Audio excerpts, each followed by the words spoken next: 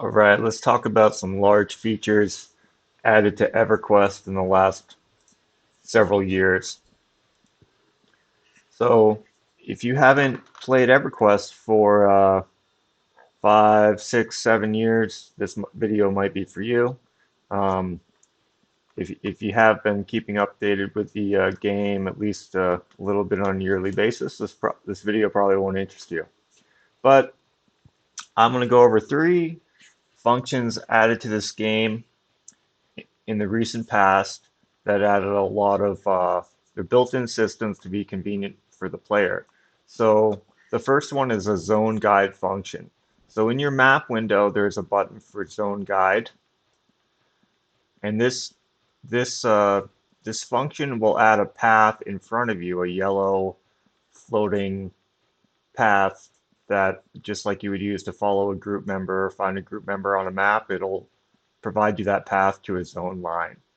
So I want to go to Plane of Fire. It's all sorted in alphabetical order, or you can type in something in this line and search for it.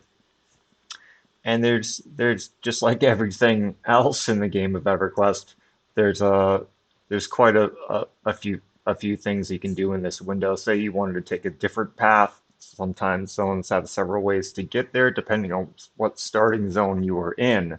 You can disable a particular zone line and it'll alternate your path.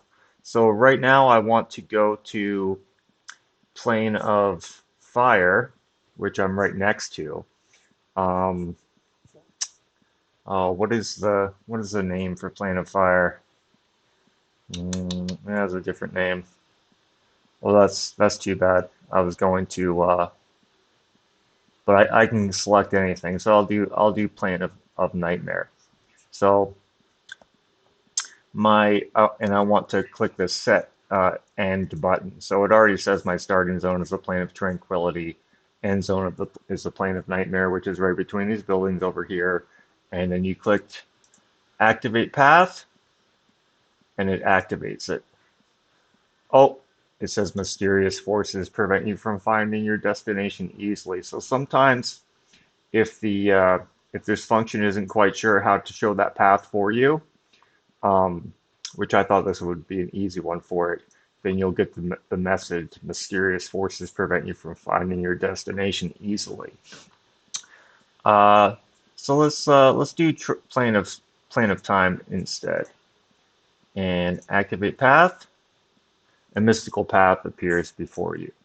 So here I have this yellow floating path, and I can just follow that to get to the whatever zone I want to. Most of the time it does work. Probably 9 out of 10 times it does work. But for a retarded player, so you haven't played for several expansions and you want to start off where you left off. Maybe you quit at the end of the expansion and you want to start with the zones and the most recent expansion. Maybe it was the Burning Lands or End of Canark. You can use that zone guide function, or sorry, Empires of Canark. You can use that zone guide function to go to those zones, and you won't have to ask for help or try to figure out how to get there. Downloading the maps is so you actually have a map in your map window is something people are familiar with and done over the years. And you do that and just use that zone guide function, and it will bring you there. So the next thing I'm going to talk about is the advanced looting window. So the zone guide has been in the game for, I don't know, probably, let's see, uh, maybe 4 years, 5 years. I don't know. I haven't played a lot in the last couple of years, just kind of here and there at the beginning of each expansion I've been playing. But the next function I'm going to talk about, which has been in the game longer, is advanced loot, the advanced looting window. So let me. Oh, I haven't summoned. I gotta summon some daggers. I gotta summon some daggers here. Let's see. Where in my bag is my daggers? Oh, here's my daggers. So they added advanced looting function to the game, which basically automates loot for you. And I'm going to display that. I'm going to display that now after I round up some mobs.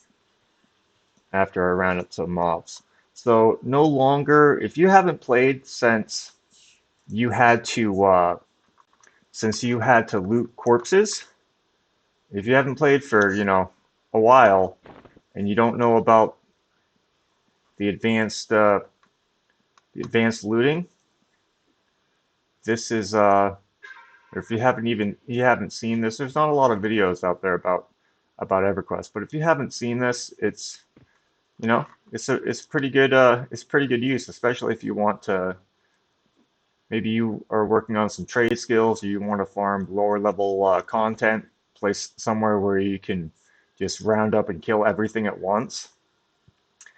And you might have heard the sound of something going into my bag because I've accidentally killed a couple of these now trying to pull them all.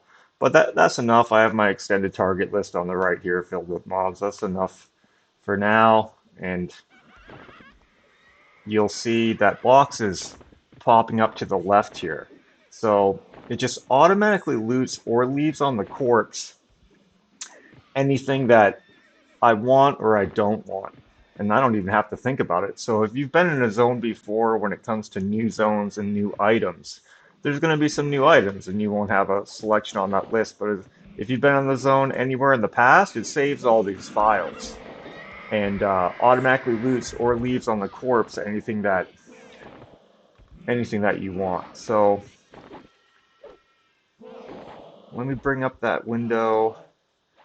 Okay, so I have selected always need on, oh, my inventory is full, so it didn't loot those. My inventory bags are absolutely jammed full, and I just looted a bunch of crap. Um, but yeah, so that's the window. Oh, I didn't shut off my. You can see my zone guide is still trying to show me a path to plane of time where I selected to go. So I can do clear path and find and get that off my screen. So this is the advanced loot actual window. That's how it actually performs when you have everything set. But you can select uh, you know again with everything else in EverQuest, there's a lot of different things you can select in here. And actually, if you click the edit filters, you can bring up every item that that you have selected or have a setting to in the past. So let me see if it'll show 1,000 at once. Oh, and now my screen has froze. I guess I shouldn't have done that. Oh, it loaded. It actually loaded. So there's thousands and thousands of items that will have things selected too. So looking at this list, I basically have, there's a grid front function, but I don't use that. It just makes it complicated. You can use greed, but there's basically always need, so it'll always loot that item for you, and there's always greed, which means if someone in your group, if you're grouped with multiple people, is automatically going to roll for that loot. But if you have always need over someone that has always greed, then you'll get the loot and they won't. So basically in this function, you click off these boxes, always need, always greed, or never, and it will automatically loot everything for yourself. Or if you're botting characters and you want to have all your items that you loot to your one character with all the bags, you can click never for everything that drops in the zone. If you're grinding there for a while, and it'll go to that one. Maybe you have a trade skill character, um, and it will go there. And then you can also force loot to go to. If I was in a group, I could click this set all to button and click their name on this list. Their name would show up, and I can force that loot to go to that person. This is also how all raid loot is done now. So People don't have to wait to loot stuff off a chest. People don't have to wait until the raid leader links all the item on the chest. No, what happens in raids now is as soon as that raid mob dies and they open that chest, the advanced loot window is going to show for everyone in the raid, and everyone can see is uh, what is the loot that dropped for the raid, and it speeds up looting for guilds that are raiding because raids in this game for years have taken many hours. Sometimes a guild will raid for 2, 3, 4, 5, 6 hours in a row, and loot was something that took up a lot of time. It speeded up the loot process. And then the last thing, after I zone here, hopefully I can zone fast. The last thing I want to show off is one more thing they've been doing in the recent years. This has probably been going on for 6 or 7 or maybe 8 years now. Is they added what they call key rings to the game. So they've been continually doing several things to free up inventory space. So you have player housing, which holds hundreds of items. They have a thing called a dragon's hoard, where you can purchase additional slots to hold more items. Um, they have that, but that's not accessible through if you're out of town, I believe. I think you have to be at your bank to access your Dragon's Hoard, but that's additional inventory space. Here in the next expansion launching this year, they're adding a specific one for trade skill that's going to give you access to hundreds of items, additional item slots just for trade skill stacks, and the stacks will be much higher than the 100 stack or the 1,000 stack in your regular bags. The stacks would be much higher. But this is one more thing that they had added in the recent years, key rings. So we had like 5 expansions in a row where first we got, I don't remember what came first, it was an illusion key ring, and then the next expansion we got a mount key ring, familiar key ring, and heroes forged key ring. So let's go over these one by one. Mounts, there's a ton of mounts in the game of Everquest. Some come from expansions, some come from world mobs or raid mobs, or there was this loot card system back in the game. So there's maybe 100 mounts in the game. Here you can see I have 39, but this is just an additional space where I can put all of those mounts items, additional inventory space. Everyone's always a fan of that. And you can buy additional slots. Here I can buy with Daybreak Cash, I can buy five slots in this for some Daybreak Cash, which you get 500 for each month. They added a one for illusions, one for familiars.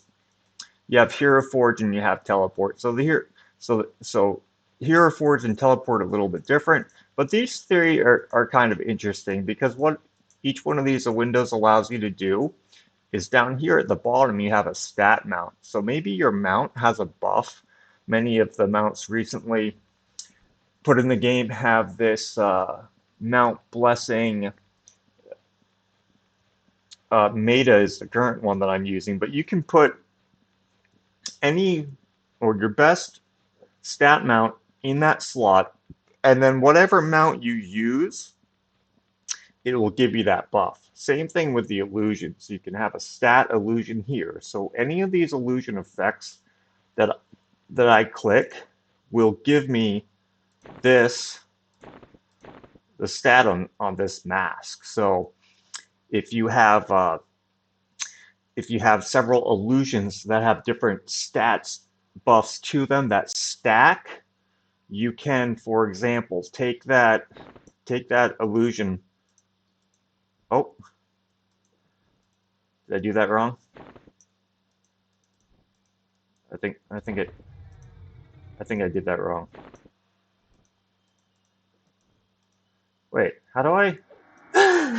I thought you could just drag it and stick it in the stat. Oh, you can. Oh, it didn't.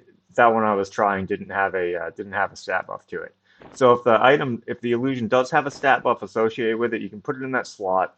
And now any illusion that I click, let's see, the Dragon's War Mask is what is the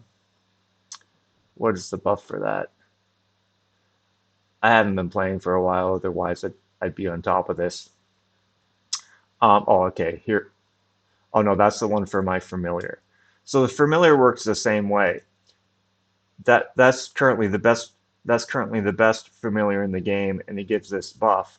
But clicking any of these familiars will again give me the stat or the buff from this particular familiar. So I'm not sure if there are multiple familiar buffs that stack. There used to be. I haven't looked at it recently, but there are some illusion buffs that stack. So those are the key rings, and it's nice to have one place where you know your items are, and not be looking in your bags to find certain things. So those are some of the big additions to EverQuest in the recent years. Thanks for watching.